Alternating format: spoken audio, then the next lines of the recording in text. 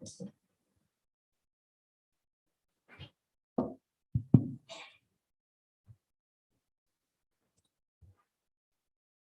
again, church, good morning and greetings, warm greetings in the blessed name of our Lord Jesus Christ. ప్రభువైన యేసుక్రీస్తు నామములో మీ అందరికీ మరొకసారి శుభములు తెలియజేస్తున్నాను. Yeah. At the outset, I just want to ask if there is anyone present here who have attended the morning service. Anyone? ఇక్కడ ఉన్నటువంటి వారిలో ఎవరైనా ఫస్ట్ సర్వీస్ అటెండ్ అయిన వాళ్ళు ఉన్నారా? Okay, you have spared me something. Yeah. Okay, shall we go ahead? On 31st October 1517, a 33-year-old monk from Germany by name Martin Luther posted 95 theses on the door of Castle Church in Wittenberg, Germany. 1517వ సంవత్సరంలో 33 సంవత్సరాల వయసు కలిగినటువంటి ఒక యువకుడు, Germany దేశానికి చెందిన Martin Luther అనేటువంటి యువకుడు ఆ సంఘంలో ఉన్నటువంటి క్యాజల్ చర్చ్ అనేటువంటి సంఘానికి, దాని ద్వారాలకు 95 విషయాలతో కూడినటువంటి ఒక థీసిస్ ని దానికి కొట్టడం జరిగింది. Those were the days of ecclesiastical corruptions, church driven. ఆ రోజుల్లో సంఘపరమైనటువంటి ఒక విధమైనటువంటి అవినీతి లేక దుర్నీతి పరమైనటువంటి కార్యాలు జరుగుతున్నటువంటి దినాలవి. And there were many apostasies, straying away, going away from the faith to unbelief. విశ్వాసంలో నుండి వైదొలిగిపోయి అపనమ్మకంలోకి, అవిశ్వాసంలోకి వెళ్ళిపోయేటువంటి భ్రష్టత్వం జరుగుతున్నటువంటి దినాలవి. In those days, Luther was a valiant champion of truth. అలాంటి సమయంలో లూథర్ సత్యం తరపున నిలబడినటువంటి ఒక యోధుడుగా ఉన్నాడు. His powerful preaching, ఆయన శక్తివంతమైనటువంటి బోధలు, and his pen helped restore the pure gospel. అలాగే శక్తివంతమైనటువంటి ఆయన కలం కూడా ఆ యొక్క సువార్తను తిరిగి పునరుద్ధరించడానికి సహాయపడ్డాయి.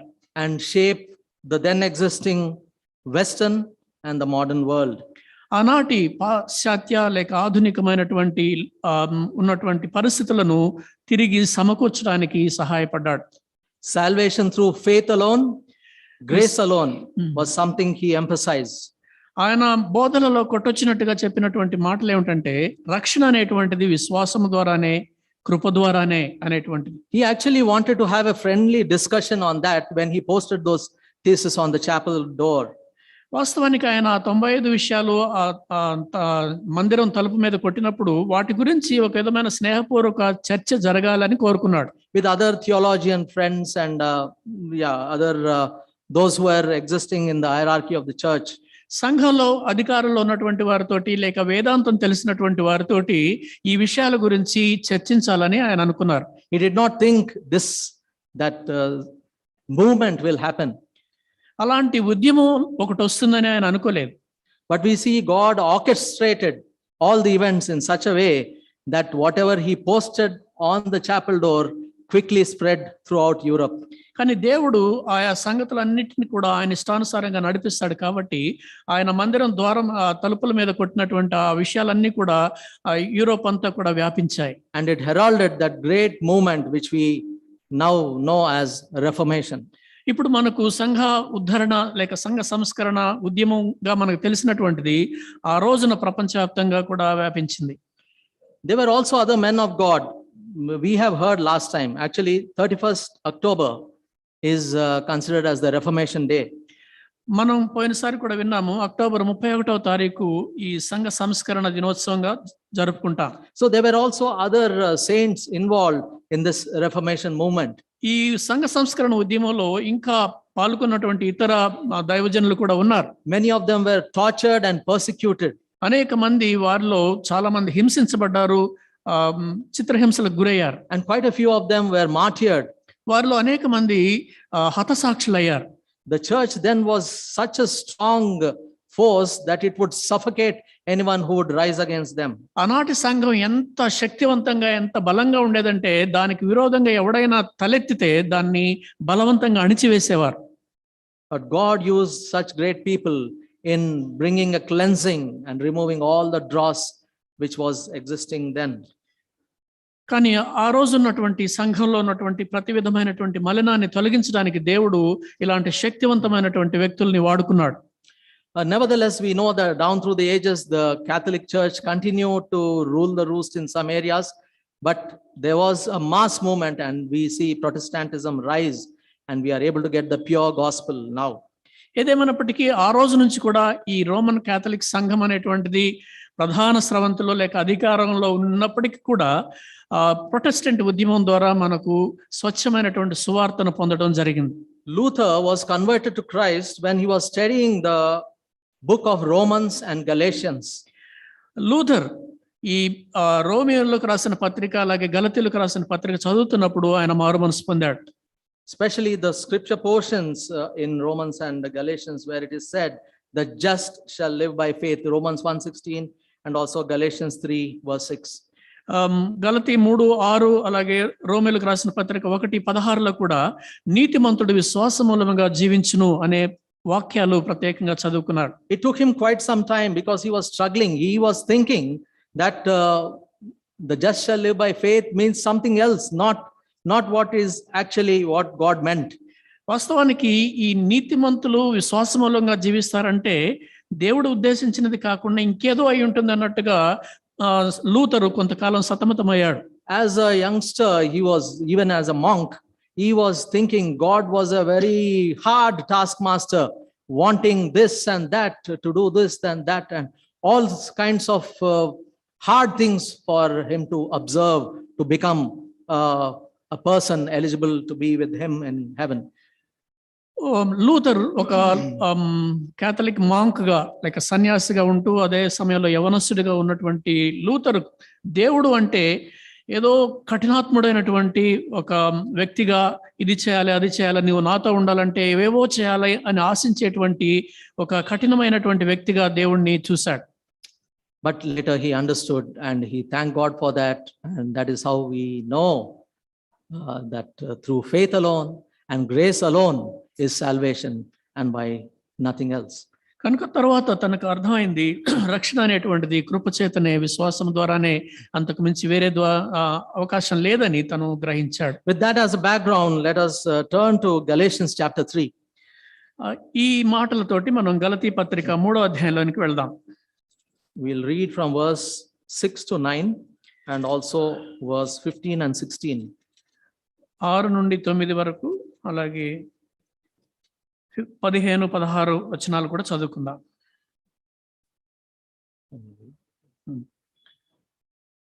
గలతీయులకు రాసిన పత్రిక 3వ అధ్యాయం 6వ వచనం నుండి 9 వరకు చదువుతాను. అబ్రహాము దేవుని నమ్మెను, అది అతనికి నీతిగా ఎంచబడెను. కాబట్టి విశ్వాస సంబంధులే అబ్రహాము కుమారులని మీరు తెలుసుకొనుడి. దేవుడు విశ్వాస మూలముగా అన్ని జనులను నీతిమంతులుగా తీర్చునని లేఖనము ముందుగా చూచి, నీ యందు అన్యజనులందరూ ఆశీర్వదింపబడుదురు అని అబ్రహామునకు సువార్తను ముందుగా ప్రకటించెను. కాబట్టి విశ్వాస సంబంధులే విశ్వాసము గల అబ్రహాముతో కూడా ఆశీర్వదించబడుదురు.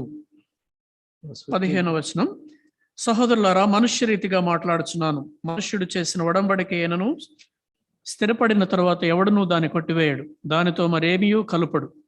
అబ్రహామునకును అతని సంతానమునకును వాగ్దానములు చేయబడను.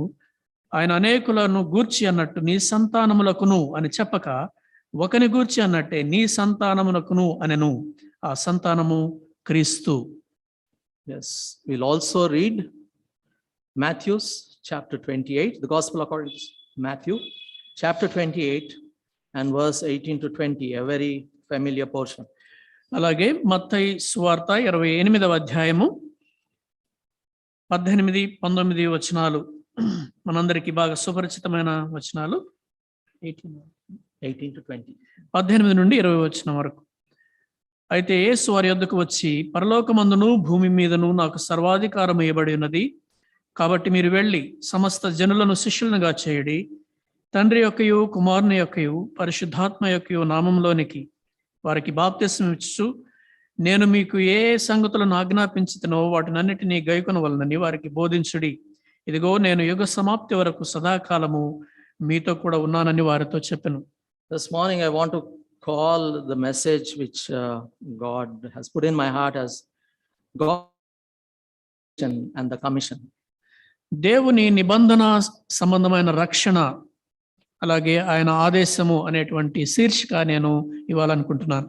In the scripture portion we read just now, we understand from the background of what Paul wrote to Galatians that he wanted to bring in some corrections in the Galatian church. మనం ఇంతకుముందు చదువుకున్నటువంటి గలతీ పత్రికలో నుండి ఉన్నటువంటి వాక్య భాగాల్లో చదివినట్లయితే పౌలు ఆ రోజున ఉన్నటువంటి సంఘంలో లేక ఆ గలతీ సంఘంలో ఉన్నటువంటి తప్పుడు అభిప్రాయాలను సరిచేయడం కోసము తాను ప్రయత్నం చేస్తున్నాడని అర్థమవుతుంది. This was brought about because some of the Jewish teachers those who propounded the Judaism, also called Judaizers, they spread a wrong gospel to the existing Galatian church. ఇది ఎందుకు అంటే ఆ దినాలలో యూదులు అనేటువంటి వారు, యూదా మతస్థులు అనేటువంటి వారు అక్కడ ఉన్నటువంటి స్థానిక సంఘంలో ఒక విధమైనటువంటి తప్పుడు బోధలు చెప్పడానికి వాళ్ళు ప్రయత్నిస్తూ వచ్చారు. They came and taught them that what Galatian church was following, that there was salvation through faith and by the grace of the Lord Jesus was insufficient to take them to heaven or to give them salvation. వారు చేసినటువంటి బోధలు ఏంటంటే, గలతీ సంఘంలో అప్పటి వరకు నమ్ముతూ వచ్చినటువంటి బోధ ఏంటంటే, విశ్వాసం ద్వారా కృపచేతనే మనము రక్షణ పొందుతాము, పరలోకం వెళ్తాము అనేటువంటి బోధలో ఉన్నటువంటి మీరు మీకు ఈ విశ్వాసం చాలదు, కేవలం విశ్వాసం ఉంటేనే మీరు పరలోకం వెళ్ళరు అనేటువంటిది వాళ్ళు చెప్పారు.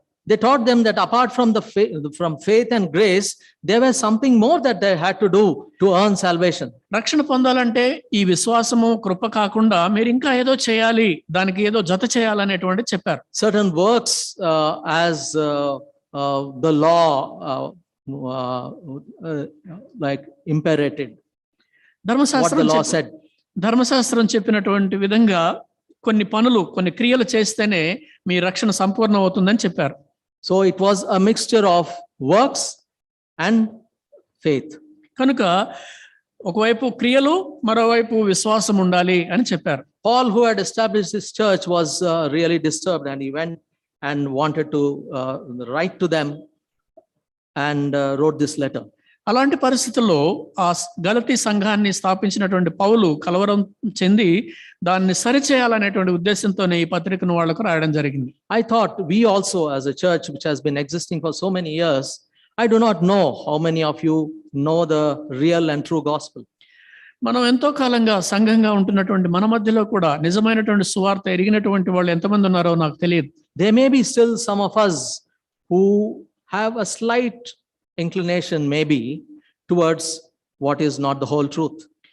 బహుశా మనలో కొంతమందికి ఏదైతే సంపూర్ణమైన సత్యం కాదో దాని వైపు మొగ్గేటువంటి అవకాశాలు ఉన్నటువంటి వాళ్ళు కొంతమంది ఉండుంటారు. Because of which we may be believing to some extent a false gospel. దానివల్ల కొంతవరకు మనం ఒక విధమైన తప్పుడు సువార్తను నమ్మేటువంటి అవకాశం ఉంటుంది. It seems a few years back there was a survey conducted among the churches. కొంతకాలం క్రితం సంఘాల మధ్య ఒక విధమైన సర్వేని వాళ్ళు నిర్వహించారు. And surprisingly, about 52% of the evangelical Protestant churches, the members who were surveyed, reported that salvation has to be earned. అయితే ఆశ్చర్యకరమైన విషయం ఏంటంటే, ఆ సర్వేలో తేలిన విషయం ఏంటంటే, ఎవాంజలికల్స్ గా లేక ప్రొటెస్టెంట్ సంఘాలుగా చెప్పబడుతున్నటువంటి వారిలో 52% మంది రక్షణ పొందాలి అంటే మనం సంపాదించుకోవాలి అని నమ్ముతున్నామని చెప్పారు.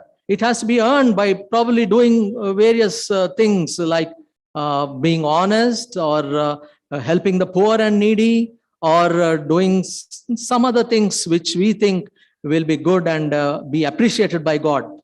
కనుక దేవుడు మనల్ని మెచ్చుకోవాలి లేక మనకు రక్షణ కావాలి అని అంటే మనం యథార్థంగా ఉండాలి, పేదలకు సహాయం చేయాలి, లేకపోతే అలాంటివి ఏవో కార్యాలు చేసినప్పుడే రక్షణ పొందుతాము అనేది వారి అభిప్రాయం. The things which are termed as good works in the word of God.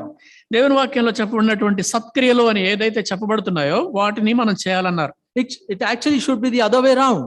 వాస్తవానికి అది వేరే విధంగా ఉండాలి. After salvation, the good works should follow. That is what the Bible teaches us. Bible చెప్తున్న బోధ ఏమిటంటే మనం రక్షణ పొందిన తర్వాత మనలో ఈ సత్క్రియలు కనిపించాలి. So let us please get this right, that our salvation is earned or is got by our faith in the Lord Jesus Christ and through his grace and nothing else. కనుక ఈ విషయాన్ని మనం సరిచేసుకోవాలి. ఏదేంటంటే రక్షణ అనేటువంటిది యేసు ప్రభు వారి కృప చేతనే ఆయన యందు మనం ఉంచేటువంటి విశ్వాసం ద్వారానే తప్ప మరి ఏ విధంగా కూడా రక్షణ రాదు అని చెప్పాలి. So I just wanted to re-emphasize that, and that is why I brought this point. ఈ విషయాన్ని నేను మరొకసారి పునరుద్ఘాటించాలని చెప్తున్నాను, నొక్కి చెప్పాలనుకుంటున్నాను కాబట్టి మరలా మీ గమనానికి తీసుకొస్తున్నాను. If there is someone who does not know anything about salvation, I request you to please get it clarified with some of the elders or deacons around, so that you may exactly know what really salvation is all about. ఒకవేళ ఇక్కడ ఉన్నటువంటి వారు ఎవరికైనా రక్షణ విషయంలో ఏదైనా కొంత అర్థం కాని విషయాలు ఏమైనా ఉంటే దయచేసి పెద్దలను కలిసి వారితోటి చర్చించి మీరు ఆ సందేహాలు తీర్చుకోవచ్చు. It is simple and given to us as a free gift from God. ఇది దేవుని యొద్ద నుండి మనకి ఇవ్వబడినటువంటి ఉచితమైనటువంటి వరం. So there is no complication involved, like what before prior to Reformation days the church had so many things to be done. కనుక ఇందులో ఎలాంటి గందరగోళం కానీ కలవరం కానీ చెందాల్సిన విషయం లేదు. మనం అంతకుముందు ఈ యొక్క సంఘ సంస్కరణ జరగడానికి ముందు సంఘంలో ఆనాడు ఉన్నటువంటి రకరకాల పద్ధతులు అలాంటివి ఏమీ చేయాల్సిన అవసరం మనం లేదు. Yeah, because the covenant was something important which also added to the Reformation. Now let us look at the covenant. ఇప్పుడు ఆ నిబంధన అంటే ఏమిటో మనం చూద్దాం. Let us turn to Genesis chapter 12. ఆదికాండం 12వ అధ్యాయం. And all of you please turn to Genesis chapter 12, and I ask Simon to read the first 3 verses of Genesis chapter 12. ఆదికాండము 12వ అధ్యాయము మొదటి 3 వచనాలు. యెహోవా, నీవు లేచి నీ దేశము నుండి నీ బంధువుల యొద్ద నుండి నీ తండ్రి ఇంటి నుండి బయలుదేరి నేను నీకు చూపించు దేశమునకు వెళ్ళుము. నిన్ను గొప్ప జనముగా చేసి నిన్ను ఆశీర్వదించి నీ నామమును గొప్ప చేయుదును. నీవు ఆశీర్వాదముగా నందువు. నిన్ను ఆశీర్వదించు వారిని ఆశీర్వదించదును, నిన్ను దూషించు వారిని శపించదను. భూమి యొక్క సమస్త వంశములు నీ యందు ఆశీర్వదించబడునని అబ్రాముతో అనగా. This is the covenant which God made with Abraham, and I'm not going deeper into the covenant because already a few months back I think it was Stephen who reminded us on the covenants. ఈ నిబంధన అనేటువంటి విషయం గురించి లోతుగా నేను చర్చించబడలేదు, ఎందుకంటే కొంతకాలం క్రితం సహోదరు స్టీఫెన్ గారు మనకి ముందే ఈ విషయాలు కొంత చెప్పారు. Anyway, this covenant, from what we have read, we understand that it was a unilateral or an unconditional covenant which God made with Abraham. ఇక్కడ మనం చదువుకున్న వచనాలను బట్టి మనకు అర్థమవుతుంది ఏంటంటే ఈ నిబంధన ఒక బేషరతుగా చేయబడినటువంటి నిబంధన, ఏకపక్షంగా చేయబడినటువంటి నిబంధన. What do you understand by unconditional? There were no conditions for Abraham to follow. It was God who was making this covenant with Abraham. ఈ షరతులు లేని నిబంధన అంటే దాని అర్థం ఏంటంటే దేవుడు అబ్రహాముతో చేసిన నిబంధనలో అబ్రహాము చేయవలసింది ఏమీ కూడా లేదు. He said he will bless. I will make you a great nation. I will bless you, and you shall be a blessing. I will bless those who bless you, and in you all the families or the nations of the earth shall be blessed. దేవుడు అబ్రహాముతో ఇలా అన్నాడు, నిన్ను ఆశీర్వదించి నీ నామమును గొప్ప చేయుదును, నీవు ఆశీర్వాదముగా నందువు. నిన్ను ఆశీర్వదించు వారిని ఆశీర్వదించదను, నిన్ను దూషించు వారిని శపించదను. భూమి యొక్క సమస్త వంశములు నీ యందు ఆశీర్వదించబడునని చెప్పాడు. Going to Galatians chapter 3 verse 6, Paul brings in Abraham as a witness here to tell the Galatians about the justification by faith. ఇక్కడ గలతీ పత్రికలో 3వ అధ్యాయంలో మనం చూసినట్లయితే ఇక్కడ పౌలు అబ్రాహామును ఒక సాక్షిగా తీసుకొస్తున్నాడు. విశ్వాసము ద్వారానే మనకు రక్షణ లభిస్తుంది అనేటువంటి మాటకు ఆయనే సాక్షి అని చెప్తున్నాడు. Verse 6, if we read again, just as Abraham believed God and it was accounted to him for righteousness. 6వ వచనం. Galatians 3:6. 6వ వచనం చూసినట్లయితే అబ్రాహాము దేవుని నమ్మెను, అది అతనికి నీతిగా ఎంచబడెను. Yes, so covenant was made by God, and here we see Abraham's response of faith. నిబంధన దేవుడు చేశాడు, దానికి ప్రతిస్పందనగా అబ్రహామును మనం చూస్తున్నాం. This is taken from the story mentioned in Genesis chapter 15. ఈ ఈ ఈ సన్నివేశము ఆదికాండము 15వ అధ్యాయంలో జరిగినటువంటి దానికి గుర్తుగా చెప్పబడుతోంది. Genesis chapter 15, if again I ask Simon to read the first 6 verses. ఆదికాండము 15వ అధ్యాయం మొదటి 6 వచనములు. ఇవి జరిగిన తర్వాత యెహోవా వాక్యము అబ్రాహామునకు దర్శనమందు వచ్చి, అబ్రామా భయపడకుము, నేను నీకు కేడెము, నీ బహుమానం అత్యధికమగునని చెప్పెను. అందుకు అబ్రాము, ప్రభువైన యెహోవా, నాకేమి ఇచ్చిననేమి, నేను సంతానం లేనివాడనైపోవచ్చునానే, దమస్కు ఎలియేజరే నా ఇంటి ఆస్తికర్తయగును కదా. మరియు అబ్రాము, ఇదిగో నీవు నాకు సంతానమే లేదు గనుక నా పరివారములో ఒకడు నాకు వారసుడగునని చెప్పగా, యెహోవా వాక్యము అతని వద్దకు వచ్చి, ఇతడు నీకు వారసుడు కాడు, నీ గర్భవాసమును పుట్టబోచున్నవాడు నీకు వారసుడగునని చెప్పెను. మరియు ఆయన వెలుపలికి అతన్ని తీసుకుని వచ్చి, నీవు ఆకాశం వైపు తేరి చూచి నక్షత్రములను లెక్కించుటకు నీ చేతనైతే లెక్కించుమని చెప్పి, నీ సంతానము అలాగూ అవునని చెప్పెను. అతడు యెహోవాను నమ్మెను, అది అతనికి నీతిగా ఎంచెను. Yes, this is the story which I think many of us will be knowing. Abraham, when God said, I am your shield, I am your exceedingly great reward, he was saying, what will you give me, Lord? I am childless, I do not have an heir. And you have read the story, we know this. దేవుడు అబ్రహాము దగ్గరికి వచ్చి, అబ్రహామా, నేను నీకు కేడము, నీ బహుమానం అత్యధికమగునని చెప్పినప్పుడు, దేవా నాకు ఏమిచ్చినా ఏమి లాభము, నాకు పిల్లలు లేరు కదా అని అబ్రాహాము అడిగినట్టుగా చూస్తాం. And for that question, God surprisingly we see he asked him to do something. He asked him to come out of his probably tabernacle, come and look at the sky and start counting the stars. అలా చెప్పినటువంటి అబ్రహామును దేవుడు ఏమన్నాడంటే, అయితే నువ్వు ఒకసారి బయటికి రా, నీ గుడారాల్లోంచి బయటకు వచ్చి ఒకసారి ఆకాశాన్ని చూడు అని చెప్పాడు. If at all you are able to number them, is what he was saying. నీ చేతనైతే ఒకసారి పైన నక్షత్రాలన్నిటిని కూడా లెక్కించు అని అడిగాడు. And he said, so shall your descendants be, so numerous will your descendants be. అందుకనే అప్పుడు దేవుడు ఏమన్నాడంటే, అంతగా లెక్కించలేనంతగా నీ సంతానం ఉంటుంది అని చెప్పాడు. Can you just stretch your imagination, just Abraham going out and looking into the night sky? So many stars. Probably the Milky Way. Milky Way itself is thousands and millions of stars. ఒకసారి ఇలా ఊహించుకుందాం, అబ్రహాము తన గుడారాలో నుంచి రాత్రి వేళ బయటకు వచ్చాడు, వచ్చి ఒక్కసారి ఆకాశం వైపు చూస్తే ఎన్నో నక్షత్రాలు, మరి పాలపుంత అనేటువంటిది దాన్ని చూస్తే అందులోనే కొన్ని లక్షలాది నక్షత్రాలు ఉండటం మనం చూస్తాం. And then the Pleiades and Orion, which are mentioned in the Bible, word of God also. So, and many other groups of stars. Millions and millions of stars. ఆ తర్వాత పాలపుంతతో పాటు ఇక్కడ బైబిల్లో చెప్పబడినటువంటి అరియేను అనేటువంటి ఇలాంటివన్నీ కూడా ఆ యొక్క నక్షత్రాలన్నిటినీ చూసినప్పుడు it will be mind boggling, so many. And I do not know how Abraham could stretch his imagination and just believe God at his word, saying that so many your descendants shall be. ఆ విధంగా నక్షత్రాలను లెక్కించలేనటువంటి నక్షత్రాలను చూసినటువంటి అబ్రహాము బహుశా దేవుని యొక్క వాగ్దానాన్ని నమ్మి ఉంటాడు, నా సంతానం కూడా ఇంతగా అభివృద్ధి చెందుతుంది అని. Yeah, what I am saying is, I do not know how he got to believe, but he believed, and that is why God credited it to him as righteousness. ఏమీ లేనటువంటి పరిస్థితుల్లో అబ్రహాము ఆ యొక్క వాగ్దానాన్ని ఎలా నమ్మాడో నాకు తెలియదు, కానీ అతను నమ్మాడు, దేవుడు అతనికి నీతిగా ఎంచాడు. If only we place ourselves in such situation, I think, just paraphrasing or using modern language, what God, I don't think you are thinking in the right way. Do you think, what, I am so old, good as dead, and you say I will have so many ఒకవేళ మనం descendants? మానవరీత్యా ఆలోచిస్తే Abraham అనుకోవచ్చు, దేవా నువ్వు చెప్తున్న మాటలు ఏంటి, నా వయసు ఏంటి, నేను దాదాపుగా చనిపోయే పరిస్థితిలో ఉన్నటువంటి నన్ను, మృతతుల్యుడైనటువంటి నాకు ఇంత సంతానాన్ని ఇస్తానంటున్నావు, ఇది ఎలా సాధ్యం? Yes, first the covenant, then the faith expressed by Abraham, and then the consequence we see.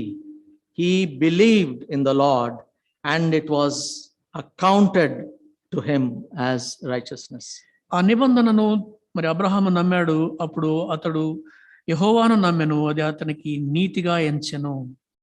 Abraham was made righteous by God and hence saved by his implicit and complete trust or faith in God. అబ్రహామును దేవుడు విశ్వాసమును బట్టి రక్షించాడు. తన చూపినటువంటి ఆ యొక్క నమ్మకము లేక విశ్వాసము విధేయతలను బట్టి దేవుడు ఆయనను రక్షించాడు. Paul further says in Galatians chapter 3 verse 7 and 8, therefore know that only those who are of faith are sons of Abraham. And the scripture, foreseeing that God would justify the nations by faith, preached the gospel to Abraham beforehand, saying, in you all the nations shall be blessed. అందుకనే ఆ తర్వాత వచనాల్లో ఇక్కడ మన గలతీ పత్రికలు చూస్తాం. కాబట్టి విశ్వాస సంబంధులే అబ్రహాము కుమారులను తెలుసుకొనుడి, దేవుడు విశ్వాస మూలముగా అన్యజనులను నీతిమంతులుగా తీర్చునని లేఖనం ముందుగా చూసి నీ యందు అన్యజనులందరూ ఆశీర్వదించబడుదురు అని అబ్రహామునకు సువార్తను ముందుగా ప్రకటించెను. In other words, yes, as it is just mentioned in Telugu also, in other words, God preached the gospel, the good news to Abraham much before even the Lord Jesus came into this world. That was his covenant salvation which God had for his children who come as seed of Abraham. మనం ఇక్కడ చూసినట్టుగా ఈ అబ్రహామునకు ముందుగా సువార్తను ప్రకటించిననగా యేసు ప్రభువారు వచ్చిన తర్వాత ప్రకటించబడిన సువార్త కంటే కూడా దేవుడు అబ్రహాముకు ముందుగానే సువార్త ప్రకటించి ఆయన సంతానం ద్వారా సమస్త వంశావళుల లోకంలో ఉన్న వారందరినీ దీవిస్తానని దేవుడు చెప్పాడు. And verse 8 again, and the scripture foreseeing that God would justify the nations by faith, preached the gospel to Abraham beforehand.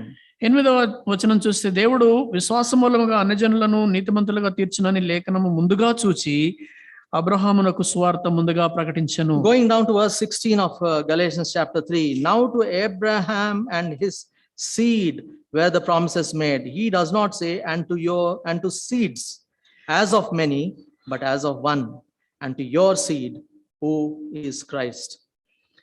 16వ వచనం, అబ్రహామునకును అతని సంతానమునకును వాగ్దానములు చేయబడను, ఆయన అనేకులను గూర్చి అన్నట్టు నీ సంతానములకును అని చెప్పక ఒకని గూర్చి అన్నట్టే నీ సంతానమునకును అనెను. ఆ సంతానము క్రీస్తు. Abraham did have seeds, so called, in the sense he had many descendants, but it was indicative. What Paul is re-emphasizing here is about the seed of the Lord Jesus Christ. That is, the Lord Jesus Christ would be the fulfillment or confirmation of the covenant that God made to Abraham beforehand. అబ్రహాముకు సంతానములు అనగా అనేక మంది ఉన్నారు. అయినప్పటికీ కూడా ఇక్కడ చెప్పబడినట్టుగా సంతానము అనేటువంటి మాట యేసుక్రీస్తు ప్రభువారిని సూచిస్తుంది కనుక ఆయన ద్వారా అనేకులు మరి దీవించబడ్డారు. The word counted, as mentioned in Galatians chapter 3 verse 6, and also Genesis chapter 15 verse 6, counted as righteousness or accounted as righteousness, means the same as the word imputed mentioned in Romans 4:11. ఇక్కడ మనకు నీతిగా ఎంచబడెను అనేటువంటి మాట గలతీ పత్రికలోను అలాగే ఆదికాండం 12వ అధ్యాయంలో కూడా మనం చూసినప్పుడు ఇది ఇంప్యూటెడ్ అనేటువంటి పదాన్ని మన రోమ పత్రికలో ఉన్నటువంటి ఆ అర్థం వచ్చేటువంటి మాట వాడారు. Due to the paucity of time, I don't think we will be able to have time to look at it, but I'm just reading the last portion of verse 11 of Romans chapter 4, that righteousness might be imputed to them also. That means to the Gentiles and all of us who come as the seed of Abraham, or spiritually the seed of Abraham. 4:11 the last part. తనకు కలిగిన విశ్వాసం వలన ఆయన నీతికి ముద్రగా సున్నతి అనే గుర్తు పొందెను. Yes, this was he was mentioning, it was imputed. The righteousness might be imputed to all of us also. That is what ఇక్కడ వారికి నీతి ఆరోపించుటకై అనేటువంటి పదాన్ని వాడడం జరిగింది. So the actual word, the word accounted for or accounted as righteousness, is also the same as the meaning of imputed, which the Lord, even through the blood of the Lord Jesus, we have imputed righteousness whenever we believe and trust the Lord Jesus as our Savior. ఇక్కడ చెప్పబడినటువంటి ఆ నీతి ఆరోపించబడినది అనేటువంటి మాట దాని ప్రకారమే మనం ఎప్పుడైతే యేసుక్రీస్తు ప్రభువారిని వ్యక్తిగత రక్షకుడిగా అంగీకరిస్తామో ఆయన నీతి మనకు ఆపాదించబడుతుంది. There is no goodness in us, no righteousness in us. Christ, the only righteous one, and he died for us, he shed his blood for us, which we are remembering every Sunday, and that has imputed his righteousness by our faith and his grace. కనుక మనలో ఎవరు నీతిమంతులు లేరు కనుక యేసుక్రీస్తు ప్రభువారే ఆయన యొక్క నిష్కలంకమైనటువంటి రక్తం చిందించడం ద్వారా ఆయన యొక్క మరణం ద్వారా మనకు నీతి ఆపాదించబడింది కాబట్టి మనము నీతిమంతులుగా తీర్చబడ్డాం. The Greek word for the word which is translated as imputed, means put into one's account or credited into your account, into account of A, B, because of our trust and faith in the Lord Jesus. ఆరోపించబడను అనేటువంటి మాటకు అర్థం ఏంటంటే యేసు ప్రభు వారిని నమ్మినటువంటి వారికి నీతి అనేటువంటిది వారి account లో వేయబడింది, వారి లెక్కకు జమ చేయబడింది అనేటువంటి మాట. Yes, this righteousness was not imputed to Abraham because he deserved or because he was good, but through his faith, because he trusted and believed God. Abraham ఏదో యోగ్యుడు కాబట్టి అతనికి ఆ నీతి ఆపాదించబడలేదు, కానీ దేవుని యందు అతడు విశ్వాసం ఉంచాడు, దేవుని నమ్మాడు కనుకనే అతడు నీతిమంతునిగా ఎంచబడ్డాడు. And purely by the grace of God, it is only God's grace which is the unmerited favor which all of us enjoy as his children or believers. దేవుని బిడ్డలంగా విశ్వాసమైనటువంటి మనము దేవుని యొక్క మహాకృపను, మనము యోగ్యత లేనటువంటి మనకు ఆయన ఇచ్చినటువంటి కృపను మనం అనుభవిస్తున్నాం. Paul states this in his epistle to the Ephesians also, again a very familiar one, Ephesians 2:8 and 9. For by grace you have been saved through faith, and that not of yourselves, it is the gift of God, not of works, lest anyone should boast.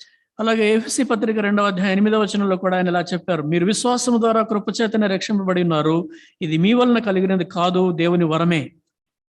Anyone who's listening here, either sitting here or listening over online, are you still having, maybe you have that intellectual faith, you know what is salvation, you know everything about the process of salvation, but it is only at the intellectual level. Do you truly understand in your heart that it is by faith and grace alone, and that is what we need to do and nothing more?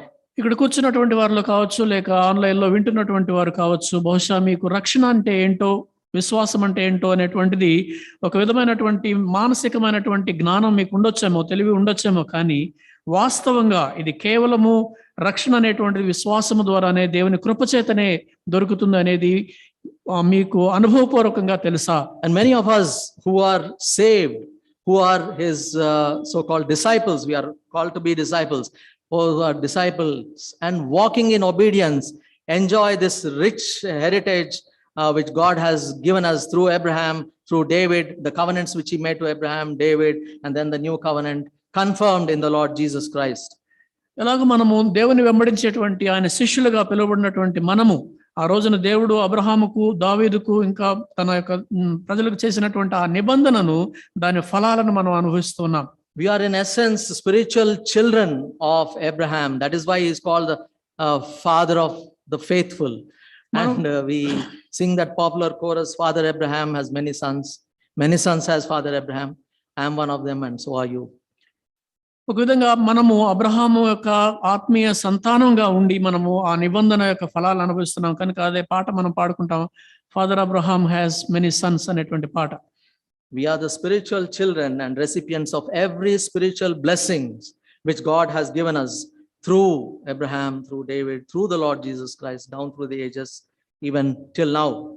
Abraham ద్వారా, దావీదు ద్వారా, యేసుక్రీస్తు ప్రభు ద్వారా దేవుడు ఇచ్చినటువంటి ఆశీర్వాదాలన్నిటికీ కూడా మనం వారసులమయ్యాం. ఎలాగంటే మనం ఆత్మీయమైనటువంటి సంతానము, ఆత్మీయమైన పిల్లలముగా అయ్యాం. కాబట్టి having done that, అదే జరిగిన తర్వాత, we are enjoying his blessings. We are saved, or near and dear ones also probably saved. ఆయన ఆ రక్షణలోనికి మనం వచ్చాము, మనం రక్షణ పొందాము, మన వాళ్ళు, మనకు బంధువులు అయినటువంటి వారు కూడా రక్షణ అనుభవంలోకి వచ్చిన తర్వాత, is that all to it? I am Kushi, my near and dear ones are Kushi, we are going to be in heaven with the Lord forever and ever. That's enough. కనుక నేను రక్షణ పొందాను, నా వాళ్ళు రక్షణ పొందారు, నాకు తెలిసిన వాళ్ళందరూ కూడా రక్షణ పొందారు, మేము సంతోషంగా ఉన్నాం, పరలోకం వెళ్తాం, అంతవరకు చాలు అని అనుకుంటున్నామా? Should we be satisfied with that? దాంతోనే మనం తృప్తి చెంది ఉండాలా? I don't think so. Absolutely not. అలాగా కాదండి. We have another important task which the Lord gave his disciples and even to us through his disciples. యేసు ప్రభువారు తన శిష్యులకు అప్పగించినటువంటి గొప్ప బాధ్యత ఉంది, అది మనకు కూడా అప్పగించబడుతోంది. In our obedience to the Lord, we have been also given what we call as the Great Commission. ప్రభువుకు మనం విధేయత చూపుతున్నప్పుడు మనకు కూడా ఇవ్వబడినటువంటిది ఏంటంటే ఆ గ్రేట్ కమిషన్ లేక మహా గొప్ప ఆదేశం అనేటువంటిది మనకు ఇవ్వబడుతుంది. Yes, the Great Commission is a very familiar thing, repeated again and again in so many meetings, and we would have read it several times. But once again, let us look at Matthew's chapter 28, verse 19 and 20. ఈ great commission అనేటువంటిది మనం అనేక రకాలుగా అనేక సందర్భాల్లో విని ఉంటాము, చదువుకొని ఉంటాం. కానీ మరొకసారి మనము ఈ మత్తయి సువార్త 28వ అధ్యాయం 18-20 వచనాల్లో ఉన్నటువంటి మాటలు చదువుకుందాం. 19 and 20. 19-20 వచనం. కాబట్టి మీరు వెళ్ళి సమస్త జనులను శిష్యులుగా చేయుడి, తండ్రి యొక్కయు కుమారుని యొక్కయు పరిశుద్ధాత్మ యొక్కయు నామములోనికి వారికి బాప్తిస్మం ఇచ్చు, నేను మీకు ఏ సంగతులను ఆజ్ఞాపించుతునో వాటినన్నిటినీ గైకొనవలెనని వారికి బోధించుడి. Yes, this is the commission which is often repeated, often we come across and we probably read and meditate upon. ఇది మనం తరచూ వినేటువంటిది లేక ధ్యానించేటువంటిది, చదువుకునేటువంటి ఆ యొక్క ఆదేశం. But the gospel writers have mentioned 5 different kinds of statements given by the Lord Jesus in 5 different places. అయితే సువార్తలు రాసినటువంటి వారు యేసు ప్రభువు వారు చెప్పినటువంటి మాటల్లో దాదాపు 5 రకాలైనటువంటి ఆ స్టేట్మెంట్స్ ని ఆయా ప్రదేశాల్లో వాళ్ళు రాశారు. The same commission given in 5 different areas. అదే ఆజ్ఞ 5 రకాలుగా ఇవ్వబడింది. For again paucity of time, we will not read the scripture, but I'll just give the references. Probably you can do a study if you want once you get back. సమయం లేదు కాబట్టి నేను వాటన్నిటిని చదవబోడలేదు, కానీ రెఫరెన్స్లు చెప్తాను, మీరు ఇంటికి వెళ్ళిన తర్వాత వాటిని చదువుకోవచ్చు. The first one is mentioned in John chapter 20 verses 19 to 23. మొదటిది యోహాను సువార్త 20వ అధ్యాయం 19 నుండి 23 వచనాల వరకు ఉన్నటువంటి భాగంలో ఇవ్వబడింది. It was given on the day of resurrection to 10 disciples. Thomas was not present that time. ఆయన పునరుద్ధానుడైనటువంటి రోజున ఉన్నటువంటి శిష్యుల్లో 10 మందికి ఇవ్వడం జరిగింది. ఆ రోజున తోమా వారితో లేడు. The second one was given to 11 disciples. Thomas was also present. రెండవ సారి ఇవ్వబడినటువంటి ఆజ్ఞ 11 మంది శిష్యులకు ఇవ్వబడింది. ఆ రోజున తోమా కూడా వారితో ఉన్నారు. And it is mentioned by Mark in his gospel chapter 16 verses 14 to 18. అది ఆ విషయము మార్కు సువార్త 16వ అధ్యాయం 14 వచనం నుండి చెప్పబడింది. And this was 1 week after the resurrection of the Lord. ఇది యేసు ప్రభువారు పునరుద్ధానం చెందిన ఒక వారం రోజుల తర్వాత జరిగింది. The third mention of the commission was given again to the 11 disciples on a mountain in Galilee. మూడోసారి ఇదే ఆజ్ఞ తన శిష్యులు 11 మందికి ఇవ్వబడింది. ఎప్పుడంటే గలిలయ ఆ ప్రాంతంలో ఉన్నటువంటి కొండ మీద ఇవ్వబడింది. It is mentioned in the portion we have read just now from Matthew chapter 28 verses 18 to 20. ఇప్పుడు మనం చదువుకున్న వాక్య భాగం ఏదైతే ఉందో మత్తయి సువార్త 28వ అధ్యాయం 18 నుండి 20 వరకు ఉన్నటువంటి వాక్య భాగంలో అది చెప్పబడింది. This was also given sometime later after the resurrection, though the exact time is not known. ఇది కూడా ప్రభువారు పునరుద్ధానుడైన తర్వాత సరిగ్గా ఏ సమయంలో అనేది తెలియకపోయినప్పటికీ కూడా ఆయన పునరుద్ధానం తర్వాత చెప్పబడినటువంటి ఆజ్ఞ. The fourth one mentioned as commission is mentioned by Luke in his gospel chapter 22 verses 44 to 49. అలాగే లూకా తన సువార్తలో 22వ అధ్యాయము 44-49 వచనాల్లో 4వ ఆదేశంగా లేక 4వ సారి అదే ఆదేశం ఇవ్వబడింది. He gives this as a summary of the teaching and what the Lord wanted his disciples to do. తన శిష్యులు ఏం చేయాలని ప్రభువారు కోరుకున్నారో దాని యొక్క సారాంశం అంతా కూడా లూకా చెప్తూ ఉన్నాడు. The fifth one, ఐదవది and the last mention of the commission 5 times was given just prior to the Lord's ascension. 5వ సారి ఇదే ఆజ్ఞ ఇవ్వబడిన సందర్భం ప్రభువారు ఆరోహణమై లేట్ సందర్భంలో ఇవ్వబడింది. It was on the very day of ascension mentioned in the Acts of the Apostles chapter 1 verses 6 to 8. అపోస్తల కార్యములు 1వ అధ్యాయం 6 నుండి 8 వచనాల్లో యేసు ప్రభువారు ఆరోహణమైనటువంటి ఆ దినాన చెప్పబడినటువంటి ఆదేశం అది. So this is the commission, and there are certain important truths to be considered about the commission. కనుక ఇది ప్రభువారు ఇచ్చినటువంటి ఆదేశంలో కొన్ని సత్యాలు, కొన్ని ముఖ్యమైనటువంటి సత్యాలు ఉన్నాయి, వాటిని మనం గమనించాలి. The Lord repeated the commission 5 times in different places as we have just seen to emphasize the importance of the commission. మనం ఇంతకుముందు చూసినట్టుగా ప్రభువారు 5 సందర్భాల్లో ఇదే ఆజ్ఞను పదే పదే చెప్పారు కాబట్టి అది ఎంత ప్రాముఖ్యమైందో మనం గమనించాలి. Some scholars say that these 5 repetitions correspond to the 5 repetitions of the Abrahamic covenant. ఈ కొంతమంది పండితులు చెప్పే మాట ఏంటంటే ఈ 5 సార్లు ఈ ఆదేశము రిపీట్ చేయబడినటువంటిది దేవుడు అబ్రహాముకు చేసినటువంటి నిబంధనను ఆయన పదే పదే చెప్పిన దానికి సాదృశ్యంగా ఉందంటారు. We have seen the Abrahamic covenant some time back, in which God says through Abraham, all people, all families, all nations will be blessed, shall be blessed. మనం ఇంతకుముందు చూసినట్టుగా దేవుడు అబ్రహాముతో చేసిన నిబంధనలో నీ ద్వారా నీ వలన భూమి మీద ఉన్నటువంటి సమస్త వంశములు సమస్త జనములు ఆశీర్వదించబడినట్టు అనేటువంటి వాగ్దానం. These also I'll quickly give the references. If there is someone interested, you can make a study. This is all interesting. You can go. They are mentioned in the first mention is in Genesis chapter 12 verse 3, which we have read. మొట్టమొదటిసారి ప్రస్తావించబడింది ఈ యొక్క వాగ్దానము ఆదికాండం 12వ అధ్యాయం 3వ వచనంలో. Then again in Genesis chapter 18 verse 8. ఆ తర్వాత 18వ అధ్యాయం 8వ వచనంలో. Then again in Genesis chapter 22 verse 18. ఆ తర్వాత ఆదికాండం 22వ అధ్యాయం 18వ వచనంలో. And chapter 26 verse 4. 26 4వ వచనం. And finally chapter 28 verse 14. తర్వాత 28వ అధ్యాయము 14వ వచనం. These all emphasize, of course, this is the repetition of the Abrahamic covenant. First it was told to Abraham, then again God reiterates it with Isaac and Jacob.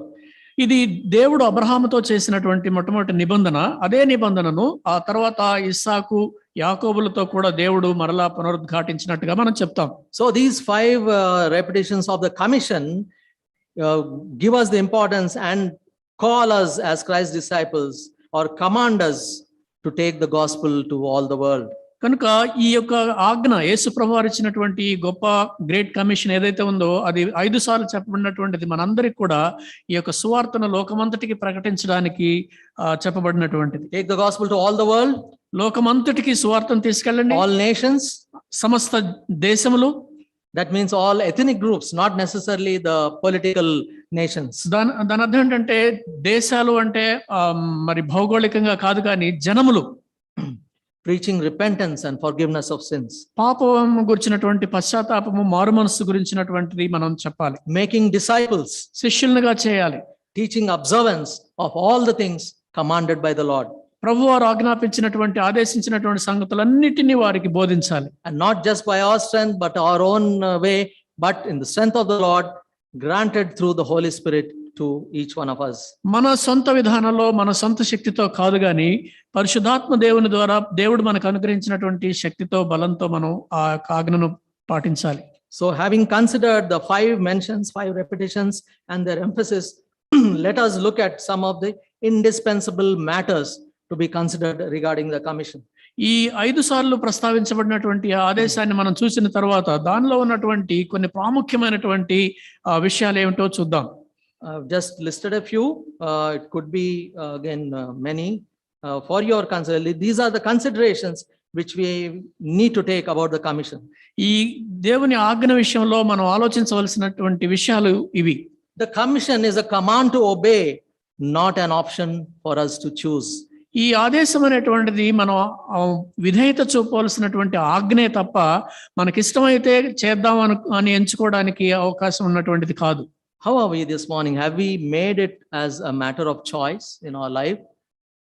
లేక ఈ ఉదయకాలంలో మన జీవితంలో ఈ ఆదేశాన్ని మనకిష్టమైతే చేద్దాం అన్నట్టుగా ఒక చాయిస్ లాగా చేసుకున్నామా? If only Martin Luther or all those Reformation saints, as well as many missionaries who have thought, I'll make it a choice, I'll go according to my convenience, we would not have had the gospel spread to so many countries, so many nations. ఒకవేళ సంఘ సంస్కరణకు పాటుపడినటువంటి Martin Luther లాంటి భక్తులు లేక ఇంకా గొప్ప గొప్ప మిషనరీలు గనక ఈ దేవుని ఆజ్ఞకు నాకు ఇష్టమైతే చేస్తాను లేకపోతే లేదు అని అనుకుని ఉంటే బహుశా మనం సువార్త విని ఉండేవాళ్ళం కాదేమో. How often have we thought about this? There are so many of the missionaries left all their plush jobs, comforts, and came and toiled in lands not known, being plagued with ills and hurts and lot of defeating situations. ఎంతమంది మిషనరీలు వారికి ఉన్నటువంటి గొప్ప గొప్ప ఉద్యోగాలను వదులుకొని మంచి మంచి పరిస్థితులను వదులుకొని వారికి తెలియని దేశాల్లో ఎన్నో కష్టాలు ఓర్చుకొని ఎన్నో ఇబ్బందులు పడి మరి ఆ సేవ చేసినటువంటి వారి గురించి ఎప్పుడైనా ఆలోచించారా? The second consideration which I want us to take into cognizance, only when we love the Lord, we will like to fulfill the commission. మూడవ విషయం ఏంటంటే మనం ప్రభు వారిని మనస్ఫూర్తిగా ప్రేమించినప్పుడు మాత్రమే ఈ యొక్క మహా ఆదేశాన్ని మనము ఇష్టపడతాము, దాన్ని పాటించడానికి మనం The Lord తీసుకుంటాం. Jesus, while mentioning the greatest commandment in recorded in Matthew chapter 22 verse 37, says, యేసు ప్రభు వారు చెప్పినటువంటి గొప్ప ఆజ్ఞ ఏదైతే ఉందో మత్తయి సువార్త 22వ అధ్యాయంలో 37వ వచనంలో, can you read it? Yes, అందుకు ఆయన నీ పూర్ణ హృదయముతోను నీ పూర్ణ ఆత్మతోను నీ పూర్ణ మనస్సుతోను నీ దేవుడైన ప్రభువును ప్రేమింపవలన అనున్నదియే.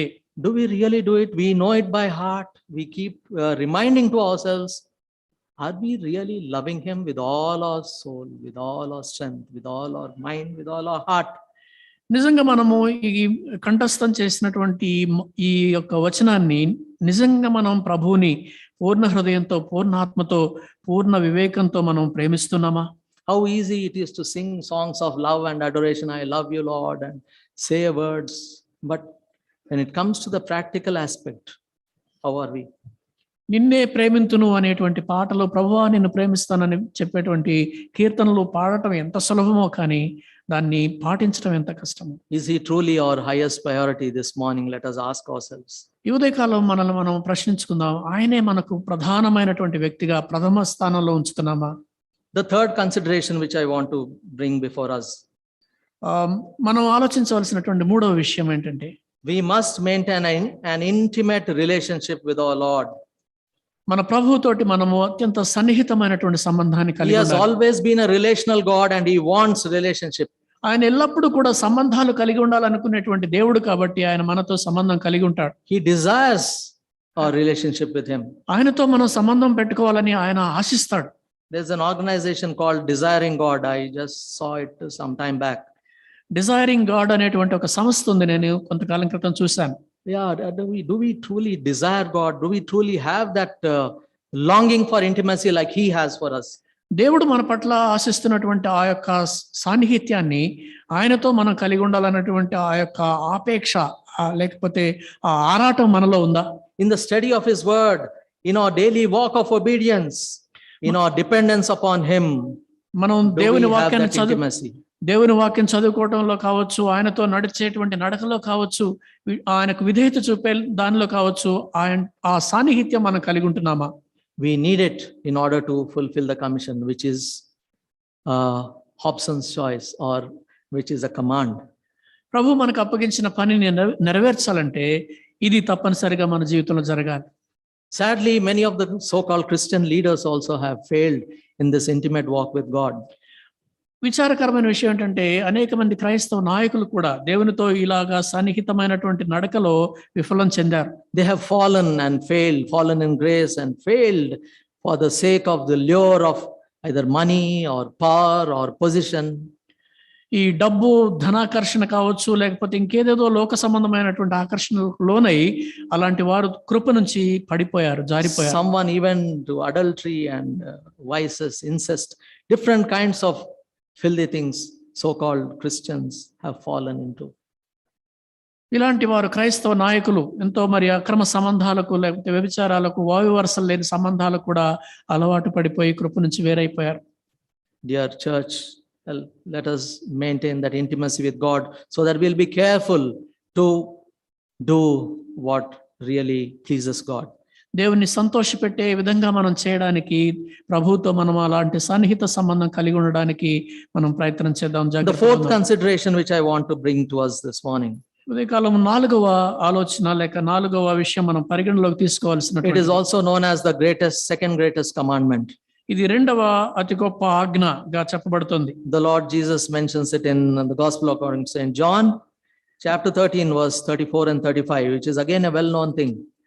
యోహాను సువార్త 13వ అధ్యాయం 34-35 వచనాల్లో ప్రభువారు చెప్పినటువంటి మాట మనందరికీ తెలిసినటువంటిది. As I have loved you, that you may love one another as I have loved you. మీరు నేను మిమ్మల్ని ప్రేమించినట్టే మీరును ఒకరినొకరు ప్రేమింపవలను. Many a time, I do not know, are we able to really truly express our love for each other? నిజంగా మనం ఒకరి పట్ల ఒకరము నిజమైనటువంటి ప్రేమను వ్యక్తపరచగలుగుతున్నామా? Maybe we are doing, some of us show it in the works, in the compassion, in the sympathy or empathy. We may be showing, but are we truly doing it to the extent possible for us? మనం మాటల్లోనో లేకపోతే మన చేతల్లోనో ఏదో ఒక విధంగా మన సానుభూతిని మనము ఎదుటి వారి పట్ల ప్రదర్శించగలుగుతున్నాం, కానీ నిజంగా చేయవలసినంత మనం చేస్తున్నామా? Many are going through difficult times which they may not be able to share also with others. Are we sensitive to them? అనేక సార్లు అనేకమైనటువంటి కష్టకాలంలో గుండా వెళ్తున్నటువంటి వారు ఉంటారు. ఆ కష్టాలను ఎదుటి వాళ్ళతో కూడా పంచుకోవాలని కొంతమందికి ఉండదు. అలాంటి పరిస్థితుల్లో అలాంటి వారిని మనం గుర్తించగలుగుతున్నాము. Sometimes we see it is just tolerating each other, just getting along, not loving, no true love, only tolerating each other. కొన్నిసార్లు నిజమైనటువంటి ప్రేమను పక్కన పెట్టి కేవలం వాళ్ళతో ఏదో ఒక విధంగా మనం వాళ్ళతో నడిచి ముందుకు వెళ్తున్నామే తప్ప నిజమైన ప్రేమ మనలో కనిపించదు. Tolerating is a negative term. We find it difficult. Somehow, okay, chalega, we will somehow manage with this person. I can't stand him or her, but chalo. ఈ వ్యక్తి నాకు ఇష్టం ఉండదు, ఏదో ఒక విధంగా సహిద్దాం, సహనంతో ముందుకు వెళ్దాం అనుకుంటామే తప్ప ఆ వ్యక్తి నిజంగా మనము అతని ప్రక్క నిలబడి లేక ఆమె ప్రక్క నిలబడి ప్రేమించలేం. Yes, where is the love? The fifth thing I want to bring to our attention is, remember, even as the Father sent the Lord Jesus into the world, what did he do when he sent? He identified with the world. The Lord Jesus identified himself with the world. ఐదో విషయము, దేవుడు తన కుమారుడైన యేసుక్రీస్తు ప్రభువుని లోకంలోనికి పంపించినప్పుడు ఆయన ఏం చేశారు? ఆయన లోకంలో ఉన్నటువంటి వారిలో ఒకడిగా తాను గుర్తించుకున్నాడు. With those who rejected him, with those who hated him, with those who betrayed him, he identified and went along with them, forgiving them, loving them. ఆయనను ఎవరైతే తిరస్కరించారో, ఎవరైతే ద్వేషించారో, ఎవరైతే హేళన చేశారో, ఎవరైతే ఆయనను అప్పగించారో అలాంటి వారిలో తను కూడా ఒకడిగా గుర్తింపు పొంది వారిని ప్రేమించాడు, క్షమించాడు. We are also living in this world, though we are not of the world, as it is mentioned in the word. We are existing in this world, and we too should, as the Lord Jesus, learn to love others, get along with others, and thus impact others for the Lord. ఈ విధంగా మనం కూడా ఈ లోకంలో మనం లోకస్తులం కాకపోయినా, లోక సంబంధులం కాకపోయినా కూడా లోకంలో ఉంటున్నాం కాబట్టి మన తోటి వారిని ప్రేమిస్తూ తోటి వారితో సరైనటువంటి సహవాసం కలిగి ఉంటూ వారితో ముందుకు వెళ్ళడం నేర్చుకున్నాం. The sixth aspect which I want all of us to remember or consider is, the Lord Jesus said in Matthew 28:18, which we read just now, he has sent us, all authority in heaven and earth is given to him, and we are sent by the authority of our Lord. ఆరో విషయము మనం ఆలోచించవలసింది, యేసు ప్రభువారు మత్తయి సువార్త 28వ అధ్యాయంలో చెప్పినట్టుగా సమస్త అధికారం ఆయనకున్నది కాబట్టి ఆ అధికారంతో మనల్ని లోకంలోనికి పంపిస్తున్నాడు. So actually we need not fear in order to share the gospel with our friends or it is, but I know the days presently are not conducive, but we need wisdom. కనుక మన తోటి వారికి, మన స్నేహితులకు సువార్త ప్రకటించడానికి మనం భయపడాల్సిన అవసరం లేదు. కానీ ఈనాడు పరిస్థితులు అలాగ భయంకరంగా ఉన్నప్పటికీ కూడా దేవుడు మనతో ఉన్నాడు. As we wait on the Lord for wisdom and guidance, he will lead us into how to share ప్రభువు మీద మనము our faith. జ్ఞానం కొరకు, తెలివి కొరకు ఆధారపడుతుండగా ఆయనే మనకు సహాయం చేస్తాడు మనం ఎలాగ సువార్త ప్రకటించాలో అని. We have many tools now. I think the youth are being told how to use their mobiles, how to use their so-called WhatsApp, Instagram, this gram, that gram. So many accounts you have. How to use them effectively to reach out to your friends. ఈ రోజున మనకు యువతకు చాలా అందుబాటులో ఉన్నాయి. Instagram కావచ్చు, WhatsApp కావచ్చు, ఇంకా రకరకాలైనటువంటి సోషల్ మీడియా, వీటన్నిటి ద్వారా మనం స్నేహితులకి ఎలాగూ స్వార్థ చెప్పగలమో ఆలోచించాలి. And the seventh aspect which I want to bring to our consideration is what we are teaching or preaching, either through our life or through our lifestyle or through our response. ఏడవ విషయం మనం ఆలోచించాల్సిన విషయం ఏంటంటే, మనము మన జీవితాల ద్వారా, మన మాటల ద్వారా కావచ్చు, మన ప్రతిస్పందనల ద్వారా కావచ్చు, ఏమి బోధిస్తున్నాం? What we teach and preach should not be just for some information, but real transformation in others and even us.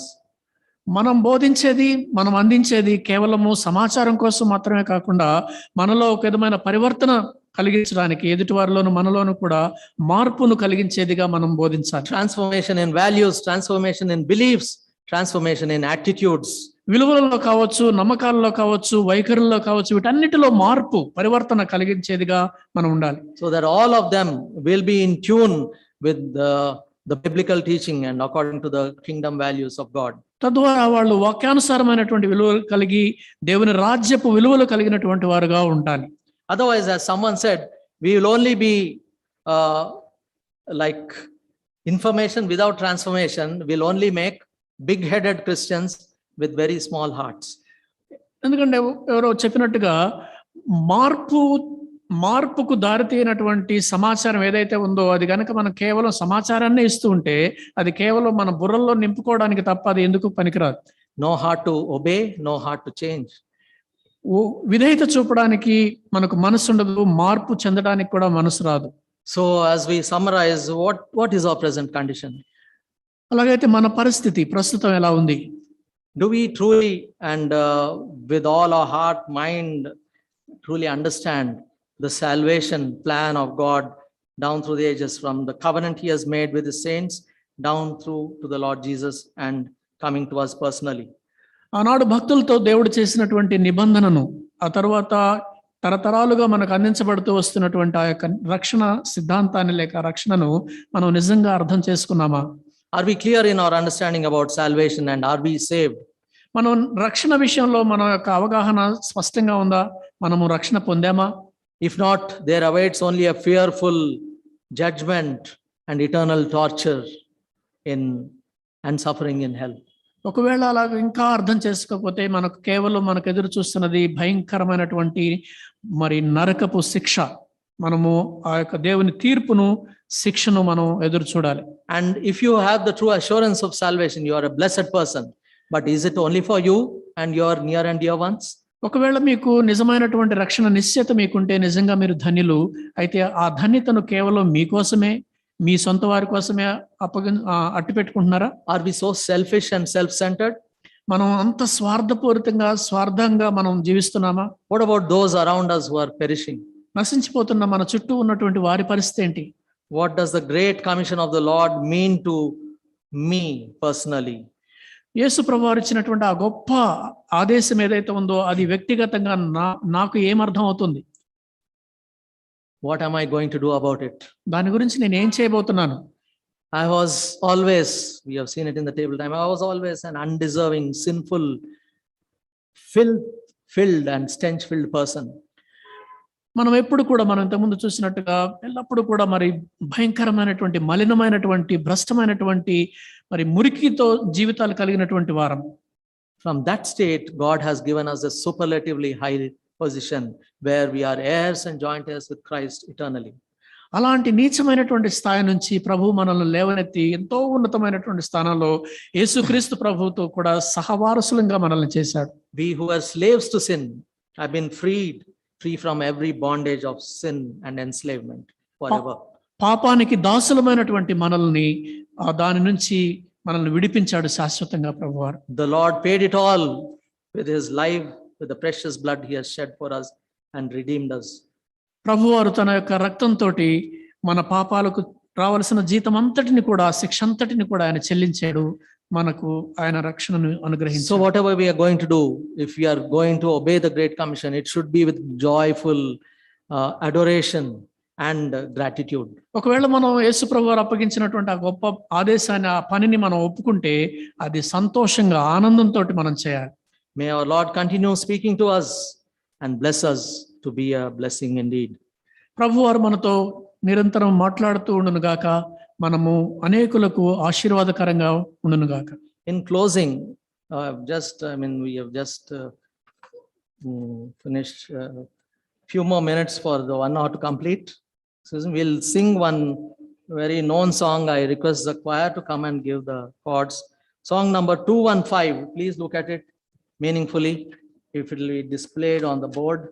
215, an old hymn. 215వ పాట మనం పాడుకుందాం.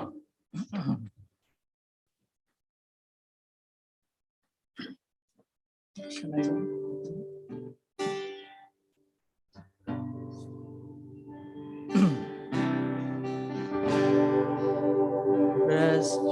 the perishing, care for the dying, snatch them in pity from sin and the grave.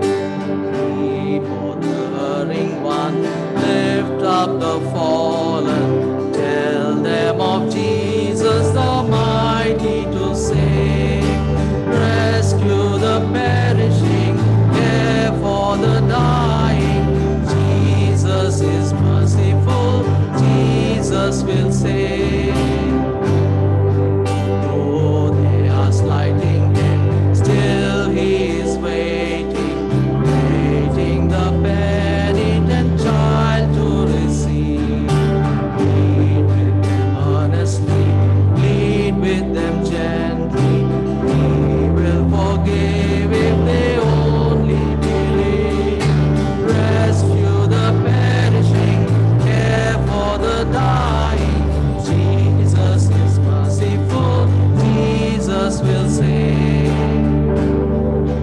Down in the human heart, crushed by the tempter, feelings lie buried that grace can restore.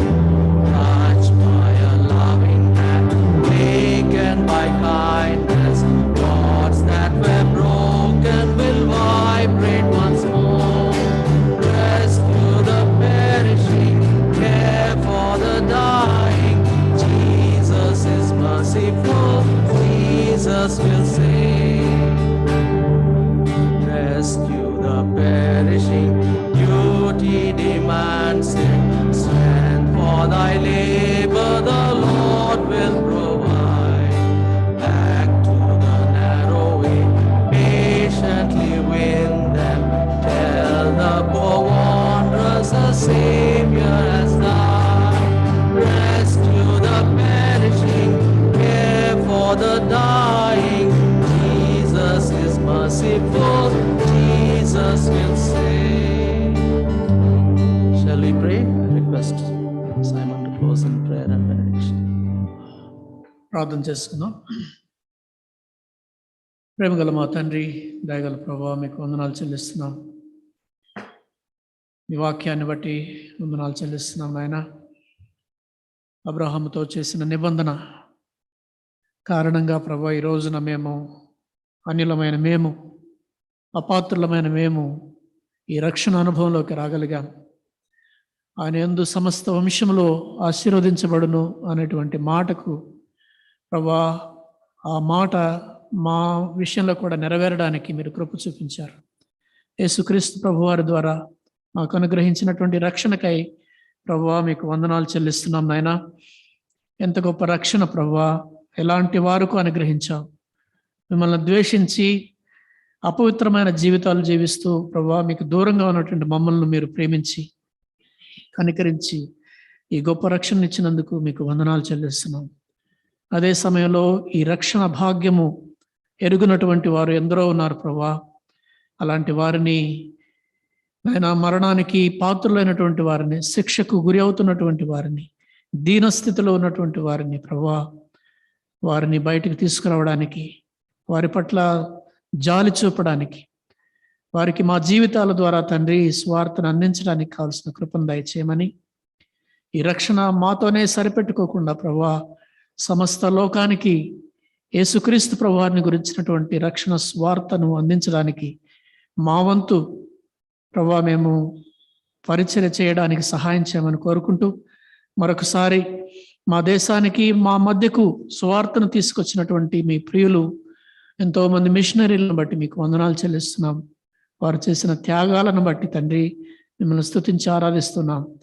ఆ రీతిగా మా తరాలకు, మా రాబోయే తరాలకు కూడా మేము ప్రభువా మరి మిషనరీలుగా ఉండడానికి సహాయం చేయమని, మీరు మాకిచ్చిన గొప్ప గ్రేట్ కమిషన్ని మేము నెరవేర్చడానికి సహాయం చేయమని యేసు ప్రభు వారి శ్రేష్టమైన నామమున ప్రార్థించి స్తుతించి వేడుకుంటున్నాము తండ్రి.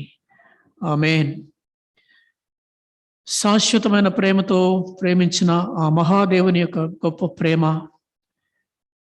తన ప్రాణం పెట్టినంతగా మనల్ని ప్రేమించినటువంటి ప్రభువైన యేసుక్రీస్తు వారి కృప, మనలతో ఉండి సర్వసత్యంలోనికి నడిపించడానికి మనలో నివాసం ఉన్న పరిశుద్ధాత్మ దేవుని సన్నిధి, అన్యోన్య సహవాసము ఇప్పుడు మన ఎల్లరకు అందరికీ సదాకాలము తోడై ఉండి నడిపించునుగాక. ఆమేన్.